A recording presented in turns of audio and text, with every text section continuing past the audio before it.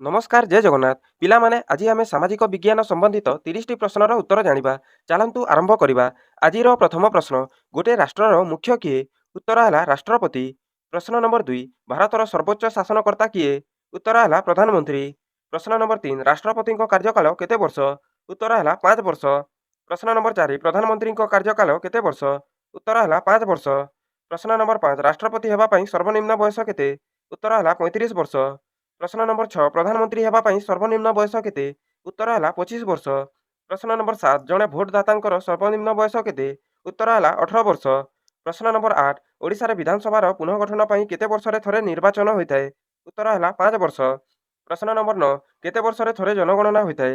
ଉତ୍ତର ହେଲା 10 ବର୍ଷ। ପ୍ରଶ୍ନ ନମ୍ବର 10, ଗ୍ରାମ ପଞ୍ଚାୟତର ମୁଖ୍ୟ କିଏ? ଉତ୍ତର ହେଲା ସରପଞ୍ଚ। ଯଦି ଆପଣମାନେ ଏବେ ପର୍ଯ୍ୟନ୍ତ ଭିଡ଼ିଓଟିକୁ ଦେଖୁଛନ୍ତି ତାହେଲେ ଦୟାକରି ଭିଡ଼ିଓଟିକୁ ଗୋଟେ ଲାଇକ୍ ଓ ଚ୍ୟାନେଲକୁ ସବସ୍କ୍ରାଇବ୍ କରିଦିଅନ୍ତୁ। ପ୍ରଶ୍ନ ନମ୍ବର 11, ଗ୍ରାମର ପ୍ରତ୍ୟେକ ୱାର୍ଡର ପ୍ରତିନିଧିଙ୍କୁ କ'ଣ କୁହାଯାଏ? ଉତ୍ତର ହେଲା ୱାର୍ଡ ମେମ୍ବର। ପ୍ରଶ୍ନ ନମ୍ବର 12, ଓଡ଼ିଶାରେ ମୋଟ କେତୋଟି ଗ୍ରାମ ପଞ୍ଚାୟତ ରହିଛି? ଉତ୍ତର ହେଲା 6794ଟି।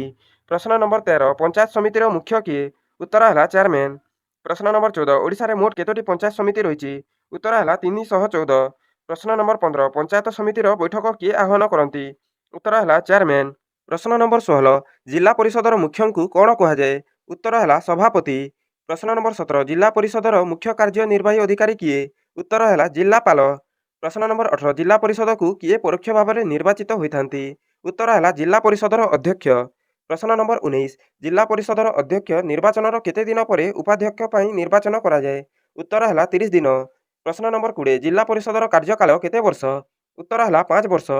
ପ୍ରଶ୍ନ ନମ୍ବର 21, ଏନ୍ଏସିକୁ କ'ଣ କୁହାଯାଏ? ଉତ୍ତର ହେଲା ବିଜ୍ଞାପିତ ଅଞ୍ଚଳ ପରିଷଦ। ପ୍ରଶ୍ନ ନମ୍ବର 22, ଓଡ଼ିଶାରେ ମୋଟ କେତୋଟି ବିଜ୍ଞାପିତ ଅଞ୍ଚଳ ପରିଷଦ ରହିଛି? ଉତ୍ତର ହେଲା 92ଟି। ପ୍ରଶ୍ନ ନମ୍ବର 23, ବିଜ୍ଞାପିତ ଅଞ୍ଚଳ ପରିଷଦର ମୁଖ୍ୟ କିଏ? ଉତ୍ତର ହେଲା ଚେୟାରମ୍ୟାନ୍। ପ୍ରଶ୍ନ ନମ୍ବର 24, ମ୍ୟୁନିସିପାଲିଟିକୁ କ'ଣ କୁହାଯାଏ? ଉତ୍ତର ହେଲା ପୌରପାଳିକା। ପ୍ରଶ୍ନ ନମ୍ବର 25, 1 ଲକ୍ଷରୁ ଉର୍ଦ୍ଧ୍ୱ ଜନସଂଖ୍ୟା ବିଶିଷ୍ଟ ସହରରେ କ'ଣ ଗଠନ କରାଯାଏ? ଉତ୍ତର ହେଲା ପୌରପାଳିକା। ପ୍ରଶ୍ନ ନମ୍ବର 26, ପୌରପାଳିକାର ମୁଖ୍ୟ କିଏ? ଉତ୍ତର ହେଲା ପୌରପାଳ। ପ୍ରଶ୍ନ ନମ୍ବର 27, ଓଡ଼ିଶାରେ ମୋଟ କେତୋଟି ପୌରପାଳିକା ରହିଛି? ଉତ୍ତର ହେଲା 54ଟି। ପ୍ରଶ୍ନ ନମ୍ବର 28, କୌଣସି ପୌରପାଳିକାରେ ସର୍ବାଧିକ କେତୋଟି ୱାର୍ଡ ରହିବାର ବ୍ୟବସ୍ଥା ରହିଛି? ଉତ୍ତର ହେଲା 30ଟି। ପ୍ରଶ୍ନ ନମ୍ବର 29, ପୌରପାଳିକାର ପ୍ରତ୍ୟେକ ୱାର୍ଡର ପ୍ରତିନିଧିଙ୍କୁ କ'ଣ କୁହାଯାଏ? ଉତ୍ତର ହେଲା କାଉନସିଲର।